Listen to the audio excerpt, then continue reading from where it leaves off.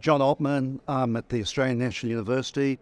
I've been working in Arnhem Land for over 40 years, and I work with a number of ranger groups there.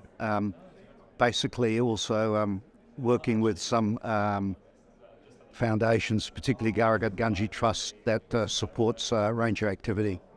Look, the forum's been an extraordinary exchange of ideas. On day one, we heard a lot of sort of grounded information from ranger groups, and today I think, some of us are distilling those, some of us who are sort of looking at a bigger picture issues around decarbonisation that the government and the new government's now committed to. Well, I think that the playing field's really changed. I think, First Nations people are just fundamentally important to the decarbonisation project of the nation.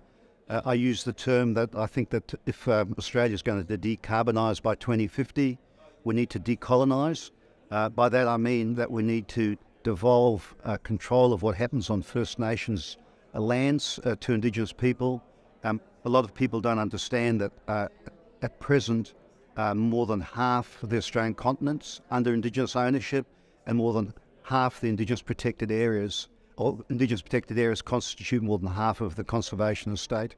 Look, my biggest priority is really to get sort of a political movement going that really informs the Australian public of what First Nations peoples are doing in the decarbonisation space, to get proper recognition, proper support, and I think that the Australian government that's demonstrated a deep concern about biodiversity loss, about environmental damage, and about the need to decarbonise and move to renewable energy, needs to properly support what's already happening very successfully on First Nation people's lands, and to just support groups more realistically, groups that are working in very remote and difficult circumstances, and often in communities that are deeply impoverished.